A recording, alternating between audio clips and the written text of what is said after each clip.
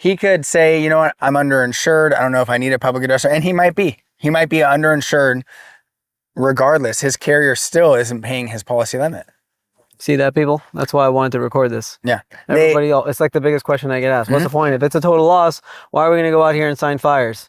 It's the misconception. We've been talking about this a lot with these wildfires. There's a misconception that if I lose everything, I get all my insurance. Right? I've been paying for $250,000 in contents coverage. I've been paying for $500,000 on my structure. If it all disappears tomorrow, I get my $250,000, I get my $500,000. But no, instead they're going to say, well, how much was your house? How much would it really cost to rebuild your house? Let's go write an estimate and Xactimate and try and remember everything that was there and the quality of it. And the way I've been looking at it recently is looking at what is the average cost per square foot that an insurance company is rewriting a rebuild at, and what is the actual cost per square foot to rebuild in an area. So in an area like this, high influence, a contractor is usually saying, what are they saying right now, Chris? Somewhere between $350 and $600?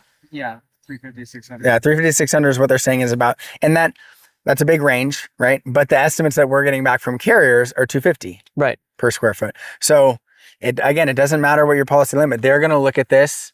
They're going to put together an estimate, and most likely it's going to be around $250 per square foot. That's what I tell people. Either way, as long as they're putting together an estimate, there is a high likelihood that it's not going to reach policy limits. And you know what's funny is it's not just policyholders that don't understand this. It's literally independent adjusters. That post that I did last week on LinkedIn talking about home inventories and the need for them, I can't tell you how many independent adjusters, because they were like me, I never handled contents as an independent adjuster. They were asking why would he want to pay for any inventory service? He lost everything. Aren't they just going to pay his limit? I was like, oh, don't you wish they would? Doesn't that sound nice that they would say this man has been paying this amount of premiums for this amount of insurance and he just lost everything. Let's go ahead and give him the insurance he's been paying for. But no, they paid 30% of his coverage A, which was about half of his contents limit is what they paid. And if he wants any more than half, he has to write up a list that covers all of that limit. Right. And then they're going to take that list and they're going to fucking dissect it. They're going to eat it. They're going to dissect it. They're going to say, why this, why that, and question everything. What's up, advocates? My name is Vince Perry and welcome to the Commercial Claim Show, and I am so excited about the topic that we have for you today. I think as a public adjuster, I think it's very clear to understand, especially like us where we've been doing it for a while, like we have a whole team. So not only are we going to represent you on your behalf, but we could find you a place to stay, we could gather all your contents, and then we could be the quarterback. We're the quarterback of the whole thing. Even if you need a contractor, once all is said and done, we just know people like right off the bat. So my first thing is I want to start trying to connect them with as many things as possible. And then, I mean, you can go into the whole documenting thing where you need to make sure that you document everything. But at the end of the day, I just feel like it's important to have someone looking out for your best interest. Yeah. Now, it's hard to convince a homeowner. You have to sort of gauge it because it's hard to convince a homeowner that the insurance company isn't looking out for their best interests. But if you're able to sort of explain it to them in a way that's like they could understand it, where they're just like, look, it takes a lot. It's very complex. What I tell them about fires, honest to God, is that fires are just so complex. They're large losses. They're extremely complex. There's a lot that goes into it, not just in the rebuild portion, but really, quite frankly, where I think we separate ourselves most is in the personal property and content. Yeah. Guys, this is Vince Perry again, the Commercial Claims Advocate. I really hope that you're enjoying this content so far, because wait until you see what happens next. Stay tuned. Everybody needs an attorney on their side. So whether you're a public adjuster, a contractor, or anyone else in the insurance claims business, make sure that you have an attorney that you could rely on, that you can go to for questions whenever you need it. That guy for me for the last 12 years has been David Farber. David Farber is the owner of the Farber Law Firm, and he has been there for me from the beginning of my career until now. And I would love for him to be able to help you as well. So make sure you call him at this number here and visit his website so you can learn more about the amazing David Farber of the Farber Law Firm. Just too many things. Like, you can't do it. And normally, I don't know how they do it up here, but in Florida, that IA goes in there, he takes his photos, does an inspection, and then gives you a spreadsheet and says, here, fill this out. And now you're like on your own trying to do it. You don't know that they're going to dissect the shit out of that too. Why not have a company or a public adjuster go out there with his team that could just document everything? But how is that worth it? You're going to take 10, 20% Yeah. out of that. Are you going to find that much more when you put your, Yeah, and again, paper that's gets tough. the That's spreadsheet? that's tough for me to just predict and like to tell you because you don't know and you've never even used a public adjuster Yeah. before. So what do you know? Yeah. But let's just look at the facts. You've got hundreds of things that we're gonna have to put on a spreadsheet. yeah, thousands probably. Thousands of things that we're gonna have to put on a spreadsheet. You know, again, you're gonna get very convoluted. You're not gonna write up what you're supposed to write up. And quite frankly, I'm not afraid to tell the client. Let's be honest. I am fully incentivized Yeah. to maximize your claim. I know people don't like when we say maximize, but we are incentivized to do that. I think that's very good to tell the homeowner so he understands, okay, you know, they are looking out for me and they're going to try to do the best to get as much money as possible. And then, then the attention's in the details to making sure that you gather everything. I think incentives actually is a really important conversation. We can go on a tangent a little bit here, but it's one of the points that I will point out to a homeowner pretty early on is think about the incentives of everyone that comes to be involved with your claim. Right. Like nobody has pure incentives, right? Yes. You and I have businesses that Right. we're responsible to. I like I have that. a team. But let's not pretend that everyone doesn't have incentives when they walk in the door. Yep. So what are the incentives of your adjuster? Let's be honest, they're not your neighbor. They're not actually your neighbor. So what are they actually? They work for a company that you've been They paying. got to keep costs down. Yeah, that you've been paying to insure your home. Now, that person, probably not a bad person, Right. but what is that person's incentive, right? Maybe he has 20 claims to finish that Yep. week, right? Maybe he's incentivized to get yours done by the end of the day. I know when I was an adjuster, I had to inspect, when I was an independent adjuster for insurance companies, I had to inspect, write an estimate and submit it within 24 hours and Crazy. typically Impossible. by the end of the same day. Yeah. Right? Am I going to miss anything? Yes. Almost every time. Every time. Right? So my incentives then, it's not that I was incentivized to minimize an estimate. I was incentivized to get an estimate off quickly. Yeah. Right? Those are two different things, but the result can end up being the same. I'm going to end up minimizing or diminishing your estimate by some because my incentive isn't to be thorough. It's to get it in. Yeah, it's to get it in. So I'll talk with homeowners and be like, let's think about the incentive. So mine as a public adjuster, if I'm acting as your public adjuster, is I want to make sure that I'm as thorough as possible. If anything can be included in this claim, I'm going to include it in your claim. I'm going to be as thorough as possible. You can call it maximizing, you can call it thoroughness, Right. call it whatever you want Exactly. to. But I'm not going to miss anything because I'm going to make 10%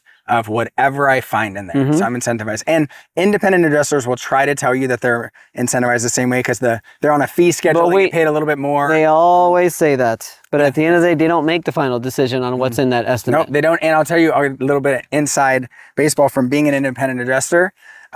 Quantity always beats quality. Meaning, if you can send in 2 estimates that are small to medium faster, They'll take those in. they'll They won't take kick those it back. in. You won't get kicked back. You won't have to spend the extra time. So there's a little bit, I think, of fantasy is the wrong word. I think it's a little bit of I had been looking for an accountant for years and I was unable to find anybody that I liked, that I worked with and was able to do what I needed to be done to my taxes and to my accountant. Jeremy David at Noble Wealth has been a godsend to me, my family, and my company. We have saved so much money in taxes I can't even begin to describe, and he knows what he's doing. You need to call Jeremy at Noble Wealth and get yourself the right accountant because he's the man who's going to help you save on taxes, because ultimately you don't want to be making money, especially if you're self-employed, and having it all go to the IRS. Call Jeremy, call Noble Wealth, and they will help you tremendously with the entire accounting process and your tax situation from A to Z.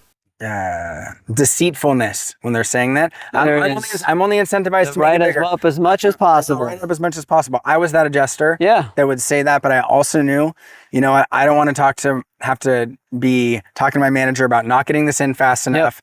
I know that for me to get to my next fee schedule to make this a $25,000 claim instead of a 20, that extra 5,000 is going to take me another 2 hours on this estimate because I have to go through all these details. It's not worth it. Right. And again, it's not always, there's not some bad incentive even around that before. I just said it in a way that I wasn't even thinking about usually. I tried to be thorough, but again, the incentive, be fast rather than being thorough.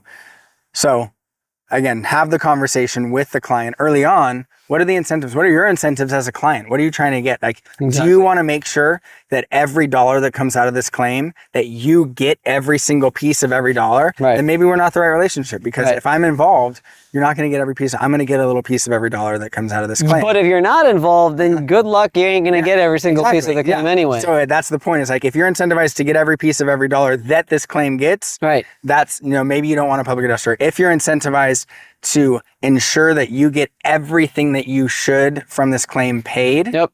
that's where I come into play. Right. So talk about the incentives with the client early on, and it'll help them whether or not they end up hiring you to ask the right questions as someone walks through the door. The contractor that comes, right? The mitigation person that comes. For us up here, this is the Camarillo wildfire area, really having to think about the incentives of all the different vendors that were coming through. Contents vendors, Oh, yeah. cleaning vendors, Oh, yeah. ALE vendors. Obviously, a large event like this is an opportunity for a lot of people to get business, right? And so that's its own motivation. And so as those people are coming in, as public adjusters, we'll have to have conversations with vendors to talk about the motivations at the beginning of the claim. Sure. What are we trying to do? Whose interest are we thinking about most? Is it using you and your business as a contents or a cleaning company? Or are we thinking about the insured? What do they want most right now? Right. What is most important to them? If you are going to write up an estimate for $30,000 to clean this little bit of furniture that they have, let's talk with them and see, what is salvageable, what's not salvageable. What's salvageable, That's a big one. Would they rather have it cleaned, or would they rather take that $30,000 and go buy some new furniture, even though it may not cover the replacement cost value? Exactly. So there's a lot of conversations that should be had, I think, with everyone earlier on in claims. That'll make things easier at the end, because then you can remind your client at the end or in the middle, if there's ever any friction, hey, we talked about this before, right? This is what my role is. I'm not here to do this other thing. I think it's funny too, because we are, out of all the vendors and the insurance company and all the different people that are involved in the insurance claims process, by far the biggest advocate for the homeowners, always us. Yeah. Right? Isn't it funny how that works? Like, no matter who starts coming in, even if I refer a mitigation company or I refer a contents company, I'm still knowing that I'm looking out for my client 100%. first You and have to. foremost. You have to. No matter what, because I know I'm bringing you in, but I know that you're a businessman and you're trying to maximize your side of it as well. Yeah. But the difference is the more you maximize it, the worse it gets for my client. Oftentimes. So we have to like sort of play that sort of like, okay, let's kind of work with each other here to Really make important sure for public that adjusters to this think about. person walks away with enough money to do what they have to do. Yeah, It's a very complicated process. Yeah. It's a very slippery slope that we play. it is. But when the insurance company sends somebody out, sends a vendor out, there's also that where they're actually doing sort of the opposite. Sometimes if the insured is getting somebody, they go way too much. And then the insurance company sends somebody and they're like not doing Well, it. what are their incentives? Just Exactly. I know people that were contractors on vendor programs for insurance companies got out of it. that would tell me, even while they were still in it, and I would have conversations. This is just a friend that was a project manager and contractor that worked under one of the larger insurers in California here under their vendor program, and they were newer. So they were trying to play nice with the adjusters that they were working with, make sure that they stayed on the program. Right. And he would tell me, I had an adjuster call me today and tell me I had to take this much money off the drywall work. Yeah. Or like we were not going to crazy. get this job. It's like, wait, he dictated to you as the contractor Oh, yeah. how much you were allowed to yeah. bill for the drywall work. Happens all the time. Program happens all the time. And so again, another incentive, it doesn't even mean, there are certain claims where I will talk to a homeowner and be like, you know what, there may be some small reason why it's actually smart to, let's meet with the insurance company's vendor. Maybe you even use them for this piece. But let's talk with them about their motivations. Let's try and get a read on what they're trying to accomplish with this claim. How long have they been working with the adjuster? Has it only been 6 months? Okay, maybe they're trying to keep some and get some new business. This Exactly. may not be the right one for you to work with. Exactly. Maybe trying to prove something. This is quite a loss here, man. Yeah. This is pretty significant. Wow. This is a lot to work through. There's a lot going on here.